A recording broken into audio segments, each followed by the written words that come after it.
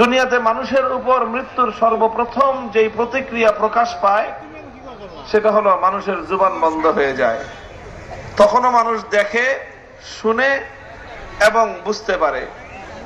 ফেরেশতারা এসে তার সঙ্গে কথা বলতে থাকে, সে শুনতে পায়। ফেরেশতাদেরকে তারা দেখতে পায় এবং ফেরেশতারা যে তাকে অভয়বাণী দিচ্ছে, শুভ সংবাদ দিচ্ছে, এটাও সে বুঝতে পারে।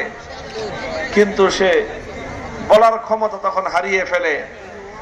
আল্লাহ পাক রব্বুল আলামিন এটা করেন এই জন্য যাতে সে দুনিয়ার মানুষের কাছে বলতে না পারে যে আমার কাছে ফেরেশতারা আসছে। কারণ দুনিয়ার মানুষের কাছে এটা বলে দিলে তাহলে ঈমান বিল গায়েব, না দেখে যে বিশ্বাস করার যে ঈমান, সেই ঈমান আর মানুষের থাকবে না। কারণ মানুষ শুনে ফেললো মৃত ব্যক্তির কাছ থেকে। এই জন্য আল্লাহ পাক রব্বুল আলামিন এই ব্যবস্থাটা করেছেন। আপনারা আমার কথা বুঝতেছেন?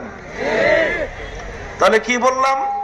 যে কিছু মানুষের কাছে মৃত্যুর আগে একদল ফেরেশতা এসে হাজির হয় এবং সেই মানুষকে তারা অভয়বাণী দেয় এবং তাদেরকে শুভ সংবাদ দান করে। তখনও মানুষ দুনিয়াতেই থাকে, মৃত্যুর আগেই এই ঘটনাটা ঘটে। কাজেই দেখবেন কিছু মানুষ মৃত্যুর সময় তারা হাসতে থাকে, তাদের চেহারার মধ্যে একটা আনন্দের ভাব ফুটে উঠে। কেন ফুটে? কেন তারা হাসে? কেন তারা আনন্দিত হয়?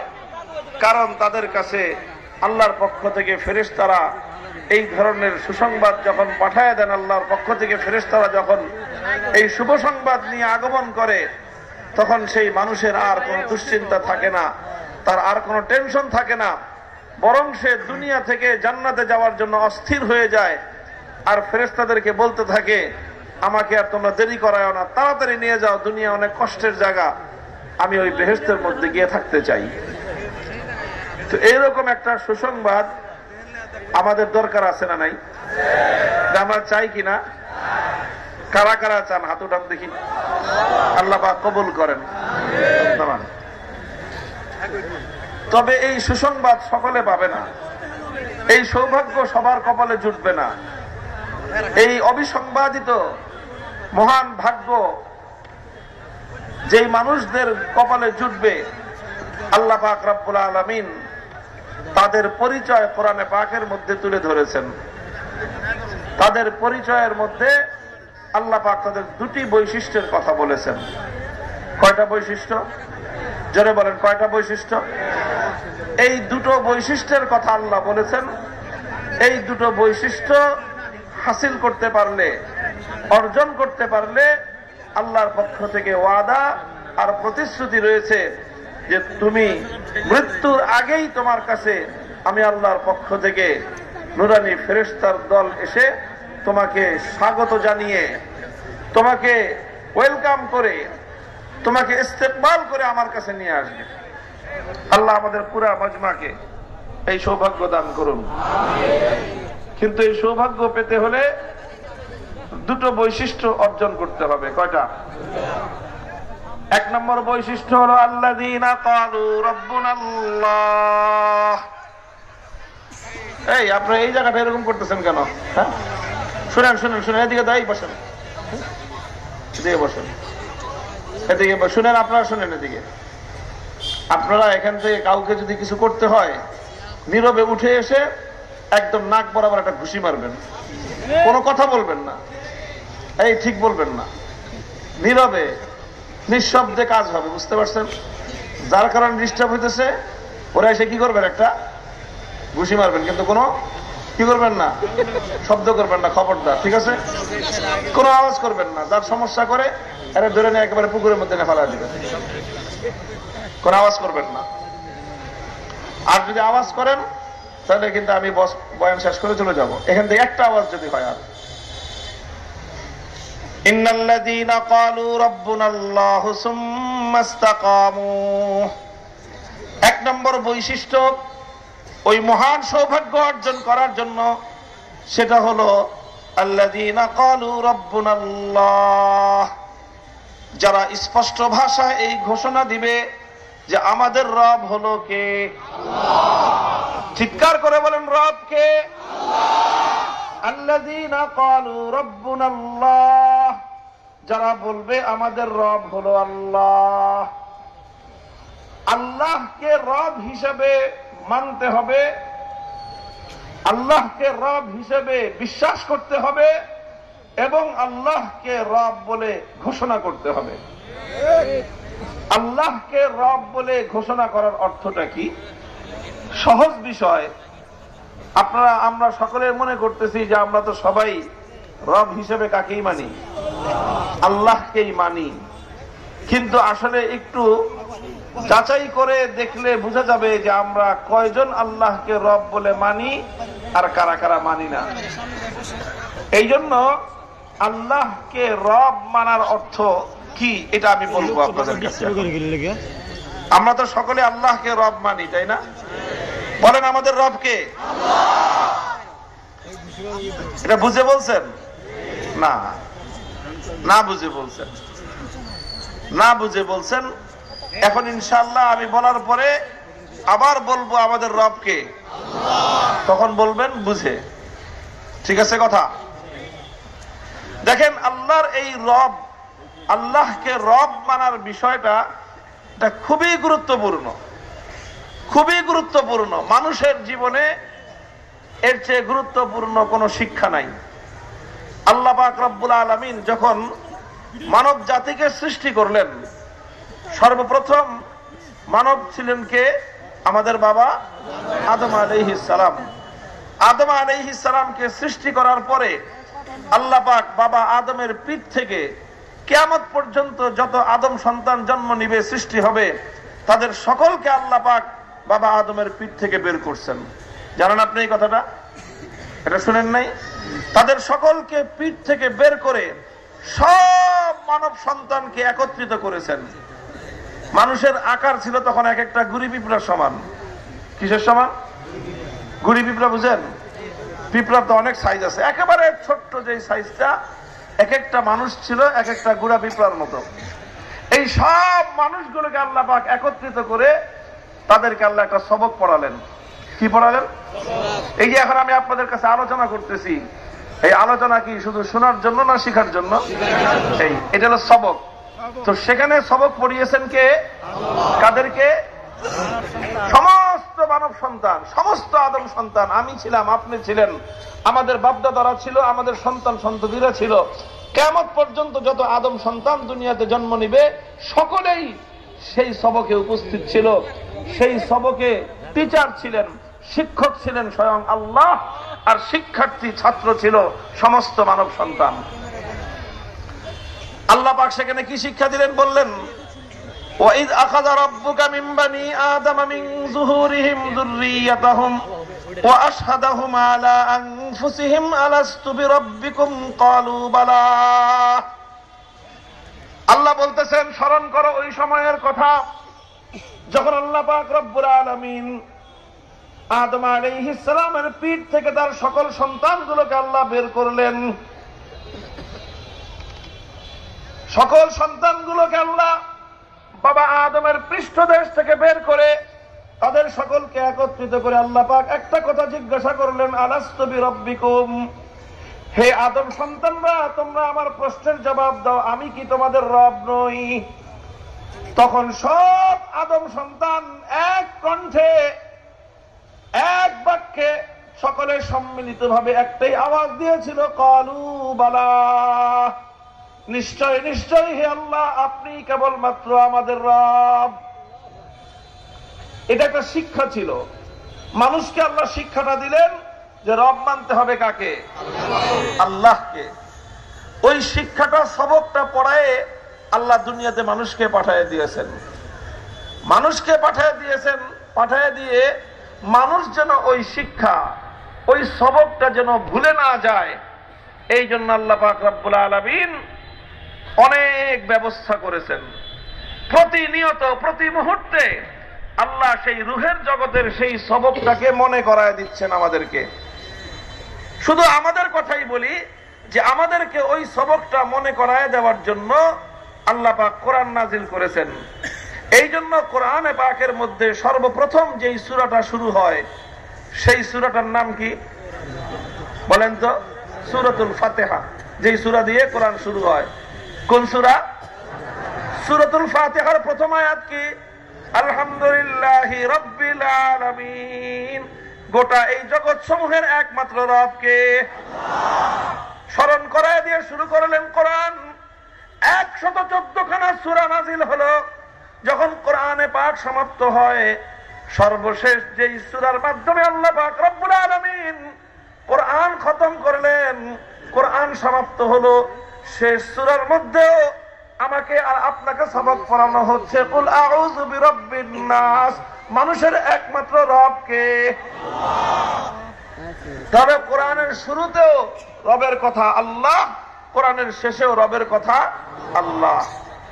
শুধু এখানেই শেষ নয়, প্রতিদিন আমরা কয় ওয়াক্ত নামাজ পড়ি? 5 ওয়াক্ত নামাজে মোট কত রাকাত নামাজ পড়া হয় জানেন? 32 রাকাত নামাজ। কয় রাকাত? 32 রাকাত। কিভাবে 32 রাকাত? ফরজ আর সুন্নতে মুআক্কাদা মিলায়ে। ফজরে 2 4 রাকাত, জোহরে 10 রাকাত, কত হলো? 14 রাকাত। আসরে 4 রাকাত, কত হলো? 18 রাকাত। মাগরিবে 5 রাকাত, কত হলো? 23 রাকাত। আর এশার সময় 4 আর 2 6 আর 3 9, কত হলো? 32 রাকাত নামাজ। 32 রাকাত নামাজে সূরা ফাতিহা পড়তে হয় কয়বার? কয়বার বলেন? তাহলে 32 বার আমরা বলি আমাদের এবং পুরা কায়নাতের রবকে আল্লাহ। তাহলে 32 বার কমপক্ষে প্রতিদিন একজন মুমিনকে এই ঘোষণা করতে হয় যে গোটা জগতের রব হলেন আল্লাহ।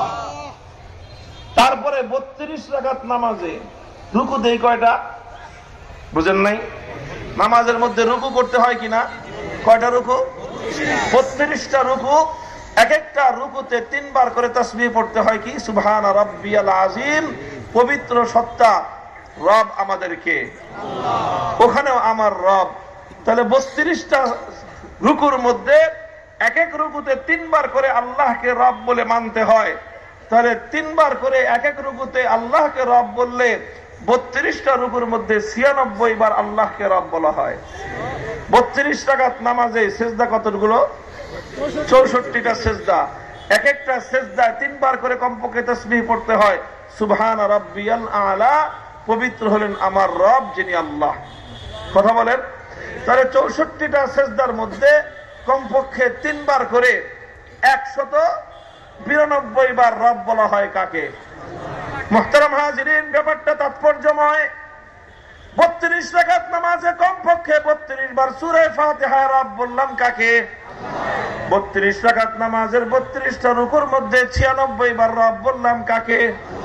32 রাকাত নামাজের মধ্যে 64টা সাজদার মধ্যে একমাত্র রব বললাম কাকে? এভাবে প্রতিদিন প্রায় 350 বার করে একমাত্র রব আমরা স্বীকার করি কাকে? কেউ যদি নফল নামাজ পড়ে তাহলে তার তো আরো অনেক বেশি। প্রতিদিন 300 বার আমি আর তুমি একমাত্র আল্লাহ রাব্বুল আলামিনের রব ঘোষণা করলাম, রুবুবিয়্যতের ঘোষণা দিলাম। আল্লাহ পাক সেই ওই যে রূহের জগতে আমাকে আর তোমাকে আল্লাহর রুবুবিয়্যতের শিক্ষাটা দিয়ে দুনিয়াতে পাঠিয়ে দিলেন। আর এই দুনিয়াতে প্রতিদিন 300 বার আল্লাহকে রব বলে স্মরণ করায়া দিলেন, স্মরণ করায়া দিলেন, স্মরণ করায়া দিলেন। কারণ হলো এই শিক্ষাটা এমনিতেই নয়। এই শিক্ষা বেকার যাবে না। তোমার এই ইহকালের জীবন সাঙ্গ হওয়ার পর যখন আমাকে আর তোমাকে দাফন করা হবে, দাফন করার কিছুক্ষণের মধ্যেই 2জন ফেরেশতা আসবেন, মুনকার আর নাকির, উসে আমাদেরকে কবর থেকে উঠায় বসাবে। বসায় সর্বপ্রথম প্রশ্ন করবে, মার রব্বুকা, তোমার রব কে? ওই যে রূহের জগতে সবক পড়ায় দিলেন, আর ওই যে পরীক্ষার প্রশ্ন আসবে, এই যেন পরীক্ষার মধ্যে কেউ যেন ফেল করতে না পারে। এত গুরুত্বপূর্ণ সবক, এত গুরুত্বপূর্ণ প্রশ্ন, এই প্রশ্নের উত্তর যদি কেউ ফেল করে যায়, আল্লাহ না করুন, তাহলে কবর থেকে নিয়ে শুরু করে পরবর্তী জীবন জিন্দেগিতে তার আর শান্তির কোনো ব্যবস্থা নাই, মুক্তির কোনো ব্যবস্থা নাই। যতদিন গড়াবে তার জন্য শাস্তি খালি কঠিন আর কঠিনতর হতে থাকবে। তাহলে বোঝা গেল যে আল্লাহকে রব বলার গুরুত্বটা কত বেশি। বুঝতে পারলেন? এত গুরুত্বপূর্ণ যে একটা সবকই আল্লাহ তার কাছ থেকে আমাদেরকে পড়ায় দিলেন। আর ওই সবকটাই সর্বপ্রথম কবর জগতে তিনটা প্রশ্ন থাকবে। তিন প্রশ্নের মধ্যে মূল প্রশ্ন এটা, তিন প্রশ্নের মধ্যে প্রথম প্রশ্ন এটা, তিন প্রশ্নের মধ্যে সবচেয়ে গুরুত্বপূর্ণ প্রশ্নের উত্তর এটা। এই উত্তর যে দিতে পারবে বাকি দুই উত্তর তার জন্য সহজ হয়ে যাবে, কারণ বাকি দুই উত্তরটা এই প্রশ্নের উত্তরের মধ্যে অন্তর্ভুক্ত আছে। কাজে এই বিষয়টা খুব গুরুত্বহীন, কি বলেন? বিষয়টা খুব হালকা, বিষয়টা শিখলে শিখলাম, না শিখলে না শিখলাম এমন। এই বিষয়টা খুবই গুরুত্বপূর্ণ, কারণ এই বিষয়টার উপরে নির্ভর করতেছে আমার এবং আপনার মুক্তি এবং শান্তির প্রশ্ন। আল্লাহ পাক আমাদের সকলকে বুঝবার তৌফিক দান করেন। এতক্ষণ বুঝালাম আল্লাহকে রব বলার গুরুত্ব, কিন্তু এখনো বুঝাই নাই যে আল্লাহকে রব বলার অর্থ কি। আল্লাহকে রব বলার অর্থ কি? আমরা মনে করি আমরা তো আল্লাহকে মানি। কেমনে মানো? আমরা মানছি যে আল্লাহকে তো আমরা সৃষ্টিকর্তা বিশ্বাস করি। আর কিভাবে মানো? আমরা মানি আল্লাহ হায়াত দাতা, হায়াতের মালিক কে? আমরা মানি মৌতের মালিক কে? আমরা তো হায়াতের মালিক আল্লাহকে মানি, মৌতের মালিক আল্লাহকে মানি, জীবনদাতা আল্লাহকে মানি, সৃষ্টিকর্তা আল্লাহকে মানি, রক্ষাকর্তা আল্লাহকে মানি। সব তো আল্লাহকে মানলাম, তাহলে তো সব ঠিকই আছে।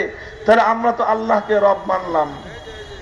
আমি বলি যে না, শুধু আল্লাহকে সৃষ্টিকর্তা মানলে আল্লাহকে রব মানা হয় না, শুধু আল্লাহকে রক্ষাকর্তা মানলে আল্লাহকে রব মানা হয় না, শুধুমাত্র আল্লাহকে জীবনদাতা মানলেই আল্লাহকে রব মানা হয় না, শুধু আল্লাহকে মৃত্যুদানকারী মানলেই, হায়াত মৌতের মালিক মানলেই কেবলমাত্র আল্লাহকে রব মানা হয় না, বরং আল্লাহকে রব মানার অর্থ এর চেয়ে কিছু তাৎপর্যপূর্ণ, আরো একটু গভীর।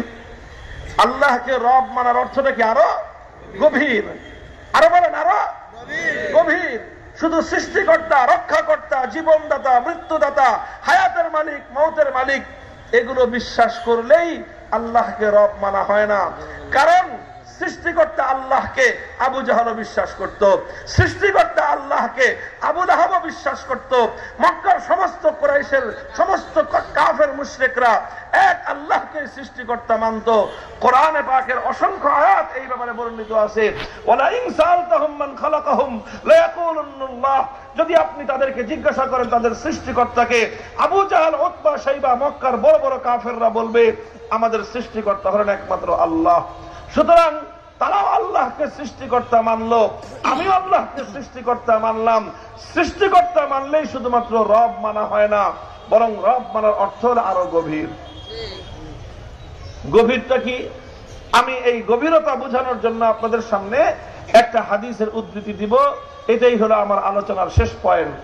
এই আলোচনার ভিত্তিতে আজকের সমাজ উপলক্ষে আমার শেষ কিছু ফিনিশিং এবং কিছু কনক্লুশন, শেষ কিছু কথা থাকবে। আপনারা সেই কথাগুলো শুনে শিক্ষাটা নিয়ে আজকের এই মাহফিল থেকে একটা আপনাদের করণীয় নিয়ে তারপরে বাড়িতে ফিরবেন ইনশাআল্লাহ। ইনশাআল্লাহ বলেন সবাই, আল্লাহ কবুল করেন। একটা হাদিস, কোরআনে পাকের মধ্যে একটি সূরা রয়েছে, সূরাতুল বারাআহ। এই সূরাতুল বারাআর মধ্যে একটি আয়াত আছে রব সংক্রান্ত আয়াত। একজন সাহাবী, আল্লাহর নবীর একজন সাহাবী, নাম হলো তার আদি ইবনে হাতেম। আপনার হাতেম তাইর নাম শুনেছেন? কি অনেক বখিল মানুষ ছিল? তাহলে কি ছিল? দানশীল, দানবীর মানুষ হিসেবে পৃথিবীতে যার নাম সবচেয়ে বেশি সুপ্রসিদ্ধ, তার নামটা হলো হাতেম তাই। এই হাতেম তাই এটা ইনি আল্লাহর নবীর কিছু আগের মানুষ ছিলেন, কিছুদিন আগের মানুষ। নবীজির সঙ্গে তার সাক্ষাৎ হয়েছে মর্মে কোনো হাদিস পাওয়া যায় না। তবে তার সন্তান যিনি ছিলেন তিনি আল্লাহর নবীর সঙ্গে তার সাক্ষাৎ হয়েছে এবং হাতেম তাইর ছেলে তিনি ইসলাম কবুল করে তিনি বিশিষ্ট সাহাবী হয়েছিলেন। তার ছেলের নাম হলো আদি ইবনে হাতেম, হাতেমের ছেলে আদি। আদি ইবনে হাতেম ইসলাম কবুল করার আগে খ্রিস্টান ছিলেন এবং তিনি তার গোত্রের সর্দার ছিলেন। তিনি যখন ইসলাম গ্রহণ করলেন তখনও তিনি গোত্রের সর্দার থাকলেন। আল্লাহর নবীর কাছে অত্যন্ত সম্মানের পাত্র ছিলেন তিনি, এবং তিনি তার আগের ধর্ম খ্রিস্ট ধর্ম সম্পর্কে তিনি পর্যাপ্ত জ্ঞান রাখতেন, জানতেন যে খ্রিস্টান ধর্ম কি কি শিক্ষা, কি কি দীক্ষা এর মধ্যে আছে। সেই আদি ইবনে হাতেম একদিন আল্লাহর নবীর কাছে আসলেন, এসে বললেন যে ইয়া রাসূলুল্লাহ, আমি তো ইসলাম কবুল করেছি, এবং আমি আল্লাহর কোরআনকে বিশ্বাস করেছি, কিন্তু কোরআনে পাকের একটি আয়াত সম্পর্কে আমার একটা সংশয় আছে, একটা প্রশ্ন আছে। এই প্রশ্নটা আমি মিল করতে পারতেছি না, এর উত্তরটা কি হবে। নবীজি বললেন, কি প্রশ্ন তোমার? আদি ইবনে হাতেম বললেন, জি ইয়া রাসূলুল্লাহ, কোরআনে পাকের সূরাতুল বাকারার মধ্যে আমাদের খ্রিস্টান জাতি সম্পর্কে আল্লাহ পাক রব্বুল আলামিন একটা অভিযোগ করেছেন। আমি যেই খ্রিস্টান ধর্মের অনুসারী ছিলাম, কিন্তু আমি খ্রিস্টান ধর্ম সম্পর্কে সব জানি, সব বুঝি, কিন্তু এই অভিযোগটা আমার কাছে মনে হয় যে আমি যখন খ্রিস্টান ছিলাম, আমি খ্রিস্টান সমাজের মধ্যে এই অভিযোগের বিষয়টা বাস্তবতা পাই নাই, অথচ আল্লাহর কোরআনে অভিযোগটা করা হয়েছে। কি অভিযোগ? তিনি বললেন যে আল্লাহর কোরআনে বলা হয়েছে, ইত্তাখাযু আহবারাহুম ওয়া রুহবানাহুম আরবাবাম মিন দুনিল্লাহ, ইত্তাখাযু আহবারাহুম ওয়া রুহবানাহুম আরবাবাম মিন দুনিল্লাহ। আল্লাহ বলতেছেন, এই খ্রিস্টানের দলেরা, এই খ্রিস্টান জাতি, খ্রিস্টান সম্প্রদায়ে তারা তাদের মধ্যকার দুই শ্রেণীর মানুষকে, এক শ্রেণীর মানুষ হলো তাদের মধ্যে যারা শিক্ষিত সম্প্রদায়, আরেক শ্রেণীর মানুষ হলো তাদের মধ্যে যারা ধর্মের পাদ্রী। এই শিক্ষিত মানুষদেরকে আর পাদ্রীদেরকে ইত্তাখাযু আরবাবাম মিন দুনিল্লাহ, আল্লাহকে বাদ দিয়ে তারা এই শিক্ষিত লোকদেরকে আর তাদের মধ্যকার পাদ্রী লোকদেরকে তারা রব বানায় নিয়েছে। কি বানায় নিয়েছে বলেন? কি করছে তারা? রব বলেছে কাকে? কাকে? শিক্ষিত লোকদেরকে আর পাদ্রীদেরকে। আদি ইবনে হাতেম বললেন, জি ইয়া রাসূলুল্লাহ, আমি তো খ্রিস্টান ছিলাম এবং একজন ধর্মপরায়ণ খ্রিস্টান ছিলাম, এবং খ্রিস্টান ধর্ম সম্পর্কে আমি একজন অভিজ্ঞ জ্ঞানী আলেম খ্রিস্টান ছিলাম। কই, আমরা তো কোনোদিন আমাদের মধ্যকার কোন জ্ঞানী ব্যক্তিকে আমরা ইবাদত করি নাই, পূজা করি নাই, এবং কোন পাদ্রীকে তো কোনোদিন আমরা ইবাদত করি নাই, পূজা করি নাই, তাহলে আমরা তাদেরকে রব বললাম কোত্থেকে? আল্লাহর কোরআন যে আমাদের সম্পর্কে, খ্রিস্টানদের সম্পর্কে অভিযোগটা করলো, এটা কেমনে সত্য হলো? প্রশ্নটা বুঝেছেন?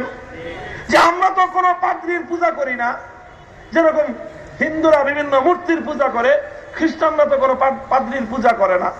হিন্দুরা যেরকম নানা মূর্তির পূজা করে, খ্রিস্টানরা তো কোনো তাদের মধ্যকার জ্ঞানী শিক্ষিত ব্যক্তিদেরকে পূজা করে না।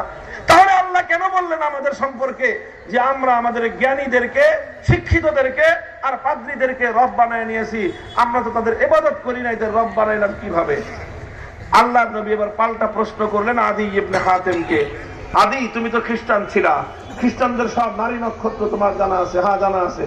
তাহলে তুমি আমাকে একটা প্রশ্নের উত্তর দাও, আলাস্তুম হাররামতুম মা হাররামু, আলাস্তুম হাররামতুম মা হাররামু ওয়া আহলালতুম মা আহাল্লু। আদি, তুমি একটা কথা বলো দেখি, যে আল্লাহ পাক রব্বুল আলামিন যেই সকল বিষয়কে বৈধ বলে দিয়েছেন, আবার কিছু বিষয়কে আল্লাহ পাক রব্বুল আলামিন অবৈধ বলে দিয়েছেন। আল্লাহ তার আসমানি কিতাবের মধ্যে যেই সকল বিধানগুলো দিলেন, তোমাদের মধ্যকার জ্ঞানী শিক্ষিত মানুষ আর পণ্ডিত পাদ্রী মশাইরা মিলে তারা আল্লাহর অনেক বিধানকে পরিবর্তন করে দিয়েছিল। আল্লাহ বলেছেন বৈধ, তারা বলে দিল অবৈধ। আবার আল্লাহ বলেছিলেন অবৈধ, তারা বলে দিল বৈধ। আল্লাহ বললেন আইনসম্মত, তারা বলে দিল বেআইনি। আল্লাহ বললেন বেআইনি, তারা বলে দিল আইনসম্মত। এইভাবে আল্লাহর বিধানকে পরিবর্তন করে দিয়ে তোমাদের শিক্ষিত আর পাদ্রী মশাইরা তোমাদের জন্য অনেক বিধান এমন দিয়েছে যেই বিধানের কারণে আল্লাহর বিধানকে পরিবর্তন করতে হয়েছে। আর তখন তোমরা আল্লাহর বিধানকে বাদ দিয়ে তোমাদের শিক্ষিত আর পাদ্রী মশাইদের বিধানগুলো তোমরা মেনে নিয়েছিলা। এমন বিষয় তোমাদের খ্রিস্টান ধর্মের মধ্যে ছিল কিনা?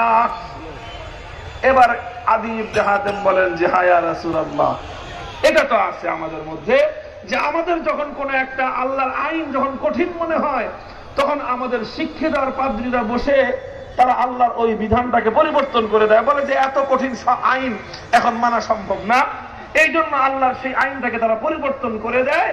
আর সবাই মিলে যখন পরিবর্তন করে দেয়, সকল শিক্ষিত সুশীল সমাজ মিলে যখন আইনটাকে পরিবর্তন করে দেয়, তখন খ্রিস্টান জাতি বলে যে হ্যাঁ, এত শিক্ষিত, এত সুশীল, এত নেতারা মিলে যেহেতু এটাকে পরিবর্তন করে দিয়েছে, সুতরাং এখন থেকে আমরা এই পরিবর্তনটা মেনে নিব, আর এইভাবে মানুষের পরিবর্তন মেনে নিয়ে আল্লাহর বিধানকে তোমরা পরিত্যাগ করতা, এইরকম অভিশপ্ত ধারা নীতি তোমাদের মধ্যে ছিল কিনা? আদি ইবনে হাতেম বললেন যে হ্যাঁ ইয়া রাসূলুল্লাহ, এইরকম অবস্থাটা আমাদের মধ্যে ছিল। তখন আল্লাহর নবী বললেন ফাতিলকা ইবাদাতুহুম ফাতিলকা ইবাদাতুহুম ফাযালিকা ইত্তিখাযুর রাব। কোন হাদিসের মধ্যে এসেছে আল্লাহর নবী বললেন যে দেখো, শুধুমাত্র আল্লাহকে সৃষ্টিকর্তা মানলে আল্লাহকে রব মানা হলো না। শুধু আল্লাহকে তুমি আল্লাহকে শুধু হায়াত মওতের মালিক মানলে আল্লাহকে রব মানা হলো না। আল্লাহকে শুধু রক্ষাকর্তা মানলে আল্লাহকে রব মানা হলো না। যতক্ষণ পর্যন্ত তুমি তোমার জীবনে একমাত্র বিধানদাতা আল্লাহকে না মানবা, ততক্ষণ পর্যন্ত তুমি আল্লাহকে রব মানছো বলে আল্লাহ স্বীকার করেন না। সুতরাং আল্লাহর নবীর এই হাদিস কোরআনের এই আয়াত থেকে দায়িত্বহীনভাবে প্রমাণিত হয়। আল্লাহকে রব মানার অর্থ হলো যে যারা আল্লাহকে রব মানবে তারা একথাও মানবে যে আমাদের জীবনে বিধান চলবে একমাত্র কার? আইন চলবে একমাত্র কার? আসমান আর জমিনের মধ্যে বিধান দেওয়ার মালিক একমাত্র কে? আসমান আর জমিনের মধ্যে আইন করার মালিক একমাত্র কে? নারায়ে তাকবীর, নারায়ে তাকবীর, আল্লাহু আকবার। কোরআনের আলো ঘরে ঘরে আলো, কোরআনের আলো ঘরে ঘরে আলো, নারায়ে তাকবীর, আল্লাহু আকবার। মুহতারাম হাজিরিন, এই জায়গাটাতেই হলো সব মূল কথা। মূল কথা এখানে, তোমার জীবনে বিধান চলে কার? তোমার জীবনে যদি বিধান আল্লাহর চলে তাহলে তুমি মুসলমান। তুমি যদি বিধানদাতা একমাত্র আল্লাহকে মানো তাহলে তুমি মুসলমান। তুমি যদি বিধানদাতা একমাত্র আল্লাহকে বিশ্বাস করো তাহলে তুমি একত্ববাদী। আর তুমি যদি আল্লাহকে একমাত্র বিধানদাতা আইনদাতা হিসেবে বিশ্বাস না করতে পারো তাহলে তুমি অনেক বড় বড় ডিগ্রি নিতে পারো, অনেক বড় বড় খেতাব লাগাতে পারো, হাজী সাহেব গাজী সাহেব হতে পারো, 40 বার হজ করতে পারো, কিন্তু তোমার চেয়ে বড় বেঈমান দুনিয়াতে কেউ নাই। হজ করলেই মানুষ ইমানদার হয় না। শুধু হজ করলে যদি ইমানদার হইতো তাহলে আবু জাহেলের চেয়ে বড় হাজী কেউ ছিল না। আবু জাহেল্লা তার জীবনে কোনোবার হজ কামাই করছে বলে প্রমাণ পাওয়া যায় না। সুতরাং শুধু হজ করলেই মানুষ ইমানদার হয় না। শুধু বাইতুল্লাহ শরীফের সামনে গিয়ে সেজদা করলেই মানুষ ইমানদার হয় না। বাইতুল্লাহর সামনে গিয়ে সেজদা করতো আবু জাহেল আবু লাহাবরা। আর আপনারা তো খালি ঘরের মধ্যে জায়নামাজ খুঁজেন, আর কিছু বললে কয় যে জায়নামাজ খুঁজেন তাড়াতাড়ি। আপনারা কার বিরুদ্ধে বলেন? বিরুদ্ধে বলে এই কারো বিরুদ্ধে কথা বলার কিছু নাই। কথা হলে আসমান আর জমিনের মধ্যে চূড়ান্ত ভাবে বিধান দেওয়ার মালিক একমাত্র কে? আল্লাহ শুধু মানুষের ব্যক্তিগত জীবনের বিধান দিবেন না সমাজ জীবনেরও বিধান দিবেন? আল্লাহ শুধুমাত্র সামাজিক বিধান দিবেন না মানুষের ব্যবসা বাণিজ্য অর্থনীতির বিধানও আল্লাহ দিবেন? বলেন। তাহলে আল্লাহ বলল সুদ হারাম, আল্লাহ বলল সুদ অবৈধ, আপনার রাষ্ট্র বলল, আপনার সংসদ বলল, আপনার মন্ত্রী পরিষদ বলল সুদ বৈধ। আপনি আল্লাহর বিধানকে বাদ দিয়ে আপনার রাষ্ট্রের বিধান আপনি মেনে নিলেন, তাহলে আপনি রাষ্ট্রের সুনাগরিক হতে পারেন, আল্লাহর দৃষ্টিতে ইমানদার হতে পারেন না। শুধু অর্থনৈতিক বিধান আল্লাহ দেন আর রাজনীতির বিধান শেখ হাসিনা খালেদা জিয়ারা দেয়। হ্যাঁ, তাহলে রাজনীতির ক্ষেত্রে বিধান মানতে হবে কার? রাজনীতির ক্ষেত্রে আদর্শ মানতে হবে কার? সুতরাং যারা বলে কথা গভর্নমেন্ট অফ দ্য পিপল, যারা বলে যে জনগণের ইচ্ছাই আইন, হিন্দুরা তো খোদা মানে শুধুমাত্র দুর্গা, কালী, সরস্বতী, কয়েকটা মূর্তিকে, তাই না? আর যারা বলে যে সমস্ত জনগণ ক্ষমতা আইন দিতে পারে, সমস্ত জনগণ মিলে যা বলবে সেটাই আইন, তারা লক্ষ লক্ষ কোটি কোটি খোদা মানে। হিন্দুরা কয়েকটা মূর্তিকে খোদা মানলে যদি বেঈমান হয়, তাহলে মুসলমান নাম ধারণ করে যারা কোটি কোটি মানুষকে খোদা মানতেছে, এরা হিন্দুদের চেয়ে ছোট বেঈমান না বড় বেঈমান? কাজে এই জন্য শুধু মুসলমান নাম ধারণ করলেই হবে না, সত্যিকার অর্থে ইসলামের বিশ্বাসকে অন্তরে ধারণ করতে হবে। আল্লাহর কোরআনের সূরাতুন নিসার 60 নম্বর আয়াতে আল্লাহ বলেছেন, আলাম তারা ইলাল্লাযীনা ইয়াজউমুনা আন্নাহুম আমানু বিমা উনজিলা ইলাইকা ওয়া মা উনজিলা মিন ক্বাবলিক ইউরিদুনা আন ইয়াতাহাকামু ইলাত তাগুতি ওয়া ক্বাদ উমিরু আন ইয়াকফুরু বিহি ওয়া ইউরিদুশ শাইতানু আন ইউদিল্লাহুম দালালাম বাঈদা। আল্লাহ বলেন, দেখেন কি সুন্দর করে একদম এই বর্তমান সম্প্রদায়ের, বর্তমান মুসলিম বিশ্বের মানুষগুলো সম্পর্কে আল্লাহ একেবারে অক্ষরে অক্ষরে তাদের অবস্থাটা আল্লাহ তুলে ধরেছেন। আল্লাহ বলেন যে দেখেন, কিছু মানুষ আছে ইয়াজউমুনা আন্নাহুম আমানু, তারা দাবি করে যে তারা ঈমানদার, তারা দাবি করে যে তারা মুসলমান, অথচ ইউরিদুনা আন ইয়াতাহাকামু ইলাত তাগুত, অথচ তারা মানব রচিত আইনের প্রতি বিশ্বাসী। আল্লাহ বলেন যে ওরা বলে মুখে মুখে যে আমরা ঈমানদার, অথচ তারা মানব রচিত আইনে বিশ্বাসী। অর্থাৎ আল্লাহ বলতে চান, যারা বলবে ঈমানদার তারা কশ্চিনকালে আল্লাহর আইন বাদ দিয়ে কোন মানুষের আইনে বিশ্বাসী হতে পারে না। যারা আল্লাহর আইনের বিপরীতে মানুষের আইনে বিশ্বাসী হবে, আর কিছু হলে হতে পারে, ঈমানদার হতে পারে না।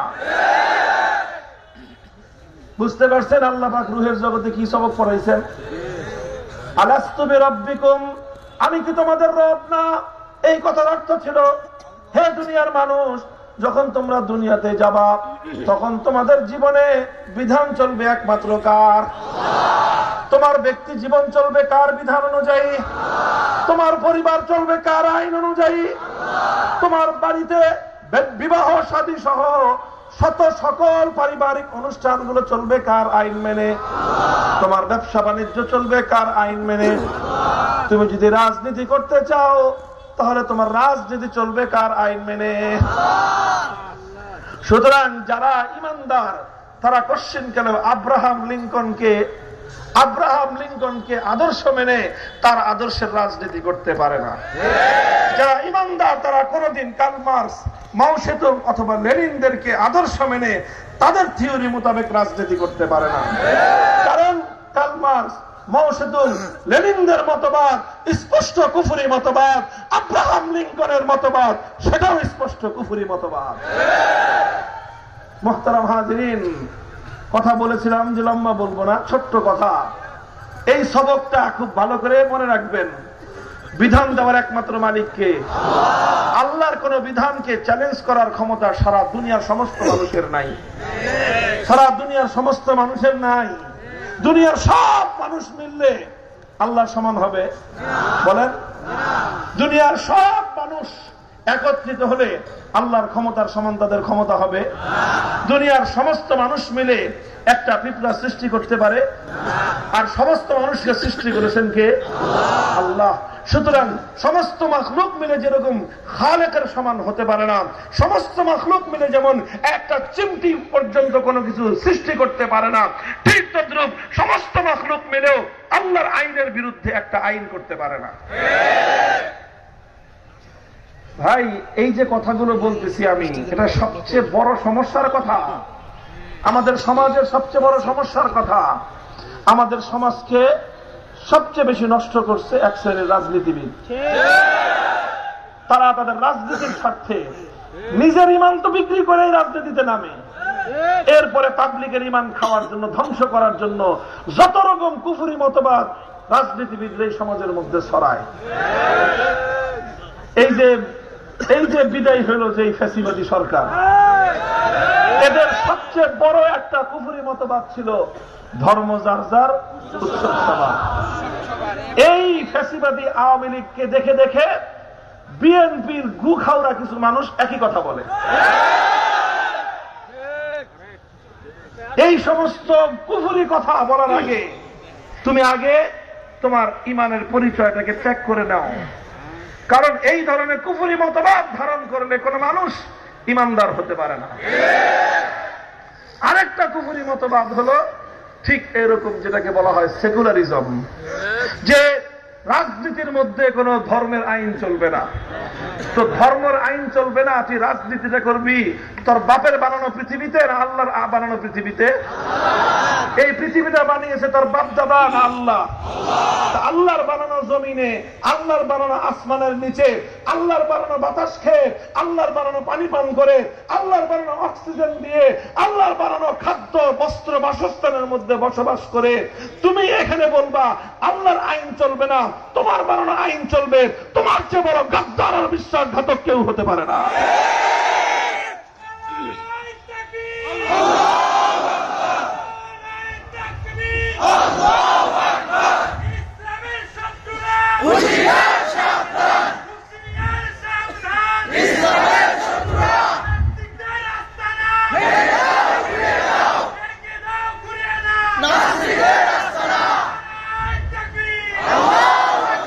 মোহতারাম হাজিরিন, আমি জানি না যে আমার এই কথার পরেও হয়তো আপনারা অনেকে দুনিয়ার স্বার্থে, দুনিয়ার ক্ষমতার স্বার্থে, দুনিয়ার পাওয়ারের স্বার্থে, দুনিয়ার টাকা পয়সার স্বার্থে আপনারা হয়তো অনেকে কুফরি মতবাদের বিশ্বাসী হয়ে রাজনীতি করবেন। সেক্ষেত্রে আমি আপনাদেরকে খুব ভালো করে এই জিনিসটা বুঝিয়ে দেই যে রাজনীতি করতে হলে করেন, কিন্তু নিজের ঈমানটাকে বিসর্জন দিবেন না, নিজের ঈমানটাকে বিসর্জন দিবেন না। মনে রাখবেন যে এই যে আমাদের দেশেও এই যে আইন তৈরি করবার জন্য সার্বভৌম ক্ষমতা দিয়ে রাখা হয়েছে সংসদকে। তাকে জাতীয় সংসদে যেটা আইন তৈরি হবে সেটাই আইন, চাই সেই আইনটা আল্লাহর আইনের বিরুদ্ধে হোক অথবা আল্লাহর আইনের পক্ষে হোক। এই জন্য আমাদের জাতীয় সংসদ আল্লাহর আইনের বিরুদ্ধে অনেকগুলো আইন তৈরি করে রেখেছে, অথচ এই আইন তৈরি করার অধিকার আল্লাহ পাক কাউকে দেন নাই। আল্লাহর আইনের বিরুদ্ধে আইন তৈরি করার অধিকার আল্লাহ কাউকে দেন নাই। সুতরাং যারা আল্লাহকে বাদ দিয়ে জাতীয় সংসদকে আইন প্রণেতা মানবে যে তারা আল্লাহর আইনের বিরুদ্ধে আইন করতে পারে, তাহলে তুমি সংসদের সদস্য কয়জন? 350 জন না? তাহলে তুমি 350 খোদা বিশ্বাস করলা। মক্কার কুরাইশের কাফেররা 360 খোদা বিশ্বাস করেছিল, তুমি 350 খোদা বিশ্বাস করলা। কাজেই তারা যদি ইমানদার না হয় তুমি ইমানদার হইলা কেমনে? ওরা মুর্দা খোদা বিশ্বাস করেছিল, তুমি জিন্দা খোদা বিশ্বাস করেছো। সুতরাং ওরা মুর্দাই বেঈমান, তোমরা জিন্দা বেঈমান। এই জন্য এই জায়গাটা পরিষ্কার করে রাখবেন, খুব ভালো করে পরিষ্কার করে রাখবেন যে আইন বিধান চূড়ান্ত ভাবে এমন বিধান যেই বিধানের বিরুদ্ধাচরণ কেউ করতে পারে না, এমন বিধান যেই বিধান বাতিল করার অধিকার দুনিয়ার কারো নাই, এইরকম বিধান দিতে পারেন একমাত্র কে? আল্লাহ যেই বিধান দিয়েছেন সারা দুনিয়ার সমস্ত মানুষ মিলে আল্লাহর বিধানের লক্ষ লক্ষ কোটি কোটি ধারার একটা ধারা পরিবর্তন করার অধিকার নাই। যারা আল্লাহর বিধানের মধ্যে হাত দিবে তারা সব হলো বেঈমান এবং কাফের। আল্লাহ পাক বুঝবার তৌফিক দান করেন। ইন্নাল্লাযীনা ক্বালু রাব্বুনাল্লাহ, এই যে দেখেন একটা কথার উপরে যে এত বড় পুরস্কার এমনিই না, এমনিই না, মাগনা না। কারণ এই এক কথার মধ্যেই পুরা ঈমান এর মধ্যে অন্তর্ভুক্ত আছে। আল্লাহকে রব মানা এই এক কথার মধ্যেই পুরা কোরআন আছে। আল্লাহকে রব মানা এই এক কথার মধ্যেই পুরা শরীয়ত আছে। এই এক কথার মধ্যে ইসলামের পূর্ণাঙ্গ জীবন ব্যবস্থাকে অনুসরণ করা, ইসলামের পূর্ণাঙ্গ জীবন ব্যবস্থাকে মেনে নেওয়ার অঙ্গীকার আছে। যারা নিজেদেরকে মুসলমান বলে অথচ ইসলামকে পূর্ণাঙ্গ বিধান মানে না, ইসলামকে পূর্ণাঙ্গ জীবন ব্যবস্থা মানে না, তারা মুনাফিক এবং গাদ্দার। যারা মনে করে যে ইসলামের মধ্যে মসজিদের বিধান আছে, ইসলামের মধ্যে নামাজের বিধান আছে, ইসলামের মধ্যে রোজা হজ যাকাতের বিধান আছে, কিন্তু ইসলামের মধ্যে রাজনীতির বিধান নাই, যারা এই কথা মনে করে তারা প্রকৃত অর্থে ইসলামকে অস্বীকার করে। আমি এই জন্য একটা কথা সবসময় বলি, রাজনীতি করা সবার জন্য দরকার না, জরুরি না। হ্যাঁ, যদি কেউ রাজনীতি করে তাহলে কোরআনের আইনের বিরুদ্ধে রাজনীতি করার কোনো অধিকার, কোনো সুযোগ কোনো ইমানদারের নাই। আল্লাহ পাক আমাদেরকে বুঝবার তৌফিক দান করেন। তাহলে আখিরাতের যে মহা পুরস্কারের কথা বলেছিলাম, সেই পুরস্কার অর্জন করতে হলে কয়টা বৈশিষ্ট্যের কথা বলেছিলাম? 1 নম্বর বৈশিষ্ট্য হলো আল্লাযীনা ক্বালু রাব্বুনাল্লাহ, যারা বলবে আমাদের রব হলেন একমাত্র কে? আল্লাহ। আমরা বিধানদাতা মানি একমাত্র কাকে? আমরা আইনদাতা মানি একমাত্র কাকে? দোস্ত, এটা হলো প্রথম বৈশিষ্ট্য। এরপরে 2 নম্বর বৈশিষ্ট্য হলো সুম্মাস্তাকামু। তুমি যখন একমাত্র আল্লাহকে বিধানদাতা মানবা, তখন এই জগতের যত মানব রচিত বিধান রচয়িতারা আছে, যারা দুনিয়াতে নিজেদের বিধান অনুযায়ী দুনিয়া পরিচালনা করতে চায়, যারা নিজেরা আইন তৈরি করে মানুষকে শাসন করতে চায়, তাদের সঙ্গে তোমাদের সংঘাত তৈরি হবে। কি মনে করছো? তুমি এক আল্লাহর আইন, আল্লাহকে আইনদাতা মানবা, তুমি একমাত্র আল্লাহকে বিধানদাতা মানবা, মসজিদেও মানবা, বাজারেও মানবা, সংসদেও মানবা, মন্ত্রী পরিষদেও মানবা, গণভবনেও মানবা, বঙ্গভবনেও মানবা, তোমার বাড়িতেও মানবা, রাস্তায়ও মানবা, আসমানেও মানবা, জমিনেও মানবা। সব জায়গায় যখন তুমি একমাত্র আল্লাহকে জীবনের বিধানদাতা মানবা, তখন এক শ্রেণীর মানুষের সঙ্গে তোমার সংঘাত হবেই।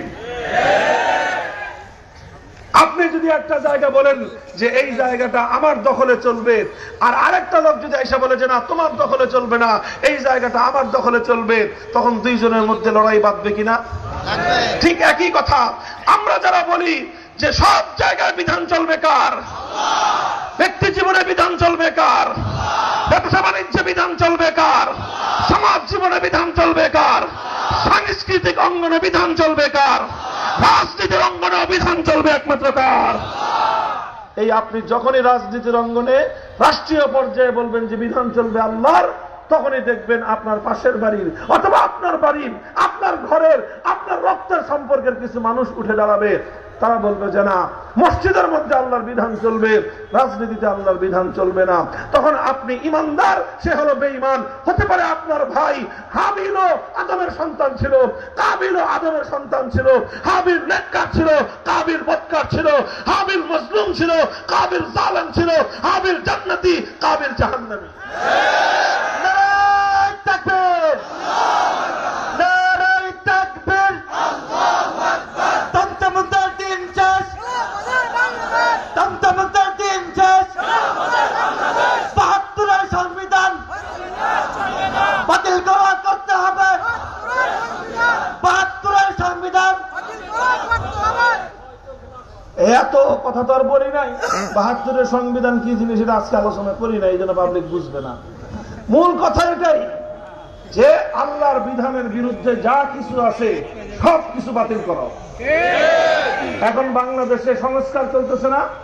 সংস্কারের আবহাওয়া চলতেছে, আমি সব জায়গায় কথা বলি। কাজে আমরা এতদিন পর্যন্ত বেশি কিছু বলি নাই, কিন্তু আলহামদুলিল্লাহ 5ই আগস্টের বিপ্লব বাংলাদেশের মানুষের হিম্মত বৃদ্ধি করে দিয়েছে। এই বিপ্লব ছিল আল্লাহর জমিন থেকে সকল মূর্তির আখড়াকে উচ্ছেদ করার বিপ্লব।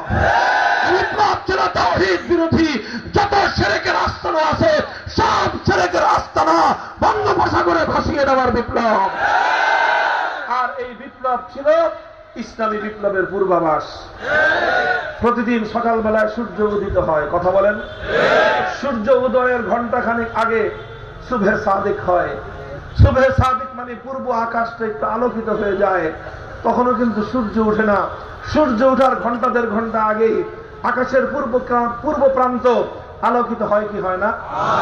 এই আলোকিত হওয়ার দ্বারা একটা মেসেজ, একটা আভাস দুনিয়ার মানুষ পায়, আর কিছুক্ষণ পরে সূর্যের উদয় ঘটবে।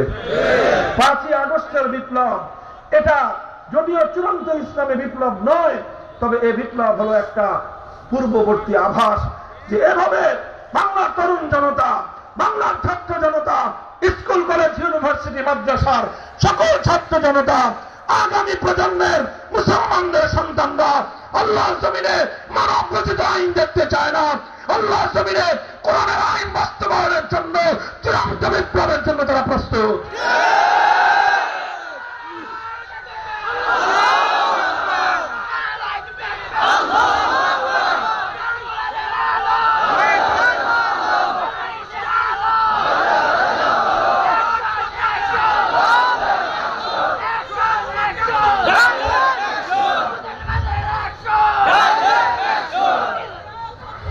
মুহতারাম হাজিরিন, ইনশাআল্লাহ কথাগুলো যে বললাম যে এক আল্লাহকে রব মানতে হবে, আল্লাহকে যখন আপনি রব মানতে যাবেন, যদি বুঝে শুনে মানেন, তাহলে শয়তানের কিছু চেলাচামুন্ডা যারা আছে তাদের সঙ্গে আপনার বাধা আসবেই, তাদের সঙ্গে আপনার মতপার্থক্য হবেই, তাদের সঙ্গে আপনার দ্বন্দ্ব লাগবেই।